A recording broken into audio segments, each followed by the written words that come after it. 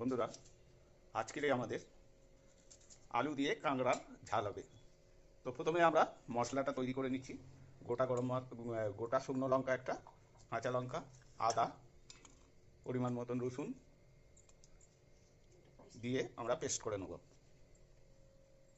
দেখতে পাচ্ছেন বন্ধুরা, দেখতেই পাচ্ছেন প্রথমে আমরা কড়াতে তেল দিলাম, এরপরে আমরা ট্যাংরাটাকে একটু ভেজে নেব। দেখতেই পাচ্ছেন বন্ধুরা, আমরা ট্যাংরাটাকে ভেজে নিচ্ছি।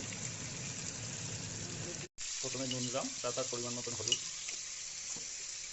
দিয়ে ভালো করে নেড়ে চেড়ে নেওয়া হচ্ছে। বন্ধুরা, দেখতেই পাচ্ছেন কাঁকড়াটাকে আমাদের ভাজা হয়ে গেছে।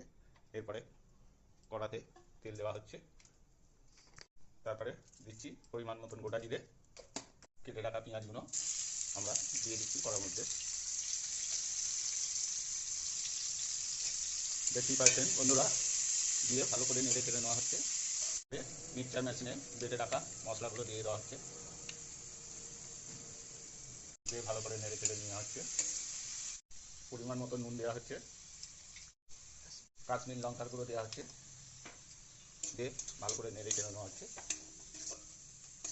ঘরোয়া খাবার, খুব সুন্দর আলু দিয়ে কাঁকড়ার ঝোল।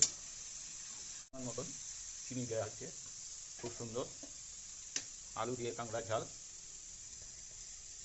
পরিমাণ মতন জিরের গুঁড়ো দেওয়া হচ্ছে, পরিমাণ মতন ধনের গুঁড়ো দেওয়া হচ্ছে, পরিমাণ মতন জল দেওয়া হলো, দিয়ে ভালো করে নেড়ে চেড়ে নেওয়া হচ্ছে। দেখতেই পাচ্ছেন বন্ধুরা, ভালো করে কষে নেওয়া হচ্ছে। এরপরে আস্তে আস্তে তেল ছাড়বে, তারপরে পরিমাণ মতন টমেটো দিয়ে দেওয়া হলো, কেটে রাখা টমেটোগুলো। দেখতেই পাচ্ছেন বন্ধুরা, কেটে রাখা আলুগুলো আমরা দিয়ে দিচ্ছি।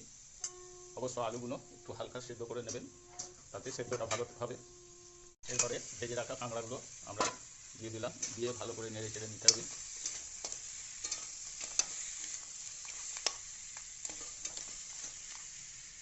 দেখতেই পাচ্ছেন, এরপরে হালকা উষ্ণ গরম জল ওপর দিয়ে দিলাম, দিয়ে ভালো করে নেড়ে চেড়ে নেওয়া হচ্ছে। দেখতেই পাচ্ছেন উষ্ণ গরম করা জলটা এর মধ্যে আমরা দিয়ে দিলাম।